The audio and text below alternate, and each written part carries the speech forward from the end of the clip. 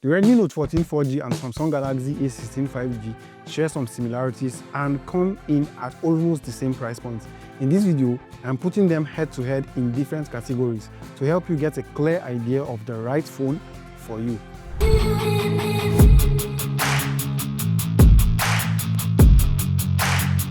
Let's start by talking about what you get in the box when you buy any of the phones. Xiaomi gives you everything required to start using the phone immediately. You get a 33 watts charging brick, a USB-C charging cable, a silicone TPU case, a SIM ejector tool, and some manuals. Samsung, on the other hand, gives you just a SIM ejector tool, a user guide, and a USB-C to C cable for charging the phone. Xiaomi is definitely ahead in this category, and Samsung is just taking out chargers in the box for a while now, even on phones that are kind of affordable. I don't really know why. Now, in terms of price, both phones cost around 250,000 naira, which is equivalent to $200. And for that price, you get the version of the Redmi with 6 gigs RAM and 128 gig storage space. Samsung is giving you 4 gigs RAM and 128 gig storage space for the same price. Now, the storage type on both phones is UFS 2.2 and the RAM type on both phones is LPDDR4X. Both phones have models with up to 8 gigs RAM and 256 gig storage space, but you have to pay more money on the Samsung side. Before we dive deeper, let's tell you about today's video sponsor, and it's the first time a Nigerian brand is sponsoring our YouTube channel. And I believe what they do will offer a lot of value to all of us. We all know data can be very expensive, but I've been using www.directcoupon.com.ng to get a lot of data deals on all networks for a while now. You can get 3.5 gigs for as low as 500 naira on the MTN network, and there are also a lot of amazing deals for Glo, Airtel, and My Mobile. All you have to do is sign up and make sure you do your KYC, which is very simple. Your BVN is required because of CBN's policy, and you can just proceed to fund your account and buy as much data as you want. Note that the website does not have access to your BVN, as it's only for verification purposes. You can also be a data vendor and sell data to people using the platform. And thank you to directcoupon.com.ng for sponsoring this video. Back to the comparison. In terms of design, the Galaxy A16 has a minimal look, while Xiaomi polished the design of the Redmi Note 12 and presented it on the Redmi Note 14. Both phones have a plastic build with flat edges, which means they can both stand on their own. The back of the Samsung Galaxy is already scratching after a few days of usage, while the back of the Redmi is a bit prone to scratches. The case also plays a role in protecting the Redmi Note 14. They both have 3 cameras at the back, and we'll talk more about the cameras in a bit. The Galaxy A16 4G is a little bit thicker and weighs a bit more. I find the Redmi Note 14 to be a bit more comfortable to hold because it has less weight. My unit of the Galaxy A16 is grey, while I have the ocean blue color for the Redmi Note 14. Both phones have a number of other color options. They both have a hybrid SIM card slot that supports dual SIM card or a SIM card and a memory card.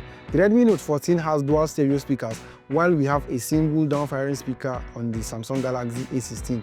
Here is how they sound. Tell me what's wrong and why you never said you felt that way.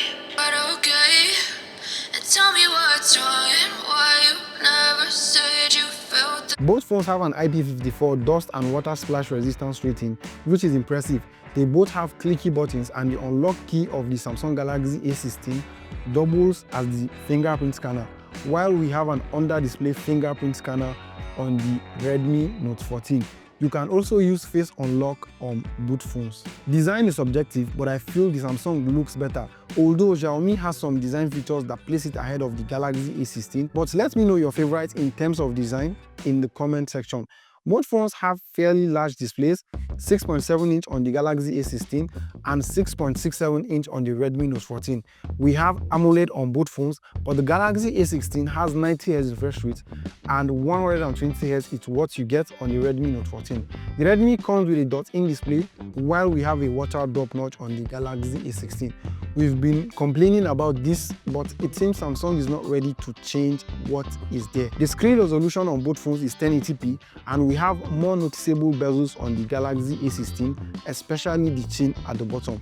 In terms of color and sharpness, the Redmi Note 14 appears to showcase more accurate colors, and it kind of makes me wonder why Redmi is ahead of Samsung in terms of brightness. The 120Hz refresh rate on the Redmi Note 14 also makes it a bit better when scrolling through apps. We also have Corning Gorilla Glass 5 on the Redmi Note 14, which is tougher, but Samsung did not really clarify the glass on the Galaxy A16. Both displays are flat and responsive to touch, but the Redmi has a better display than the Samsung. Both phones are powered by the MediaTek Helio G99 chipset, which means performance is supposed to be the same.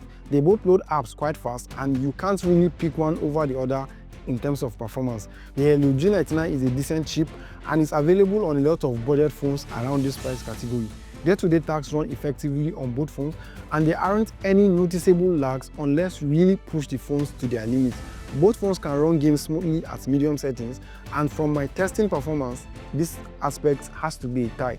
You can't really take away one phone from the other. Both phones are running on Android 14, and we have HyperOS 1 on the Redmi Note 14 and One UI 6.1 on the Galaxy A16. Now, software is an aspect where I think Samsung really shines because it is much cleaner than the Redmi Note 14.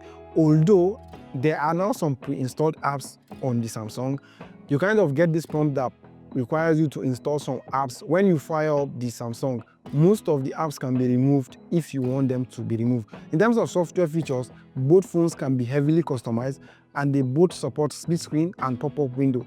The Redmi Note 14 has some AI features like the AI image eraser that you can use to remove objects from images, and this AI feature is not present on the Samsung Galaxy A16 4G. In fact, I don't think there is any AI feature on the Galaxy A16. The only way you can get AI is if you download Gemini from the Google Store, and you can use it to generate text and pictures. In terms of software, in as much as I really think Samsung has a cleaner UI, I feel we still need some of these AI features. And one other thing that Samsung has going for them is the fact that you are going to get 6 years of software updates on the Galaxy A16. This means that by 2030, the phone is going to be running on the latest Android software. The Redmi, on the other hand, might just receive 3 software updates, but it's still not clear from Xiaomi the number of updates we are going to get on the phone. This is just me telling you from the fact that the Redmi Note 13 is going to get 3 years of software update, and I think they are going to carry it on with the Redmi Note 14. In terms of software, Samsung clearly has the lead, but please, we need AI on some of these budget phones. As for battery, we have 5,500 on the Redmi Note 14 and 5,000 mAh on the Galaxy A16. The Redmi Note 14 supports 33-watt charging, and we have 25-watt charging speed on the Samsung, but you need a charger with power delivery to get the full charging speed. You can't use any random charger to charge the Samsung Galaxy and get max charging speed. It takes around an hour and a half to charge the Redmi from 0 to 100, while it takes an hour and 20 minutes to charge the Samsung Galaxy from 0 to 100 with a power delivery charger. If you don't have a charger with power delivery, it takes over 2 hours to charge the Samsung from 0 to 100. In terms of battery life, the Redmi is better and you get more battery juice out of it. For battery, the Redmi Note 14 is clearly the winner. The Redmi Note 14 4G comes with a 108 megapixel primary camera, while we have a 50 megapixel primary camera on the Samsung Galaxy A16. For selfies, we have 13 megapixel lens on the Samsung and a 20 megapixel lens on the Redmi. In terms of pictures, it's hard to pick between these two because they don't give consistent results. Pictures tend to depend on the situation, and in situations with low light, I prefer the Redmi, while outdoors, I like how Samsung tends to keep the colors warm instead of adding a lot of brightness. The Samsung also has a noticeable shutter lag when taking photos. For selfies, I prefer the Samsung as it's a bit better than the Redmi. Both phones can shoot more than 1080p in terms of video, and in this aspect, it's fair to say that the 50 megapixel lens on the Samsung Galaxy takes better pictures than the 108 megapixel lens on the Redmi Note 14.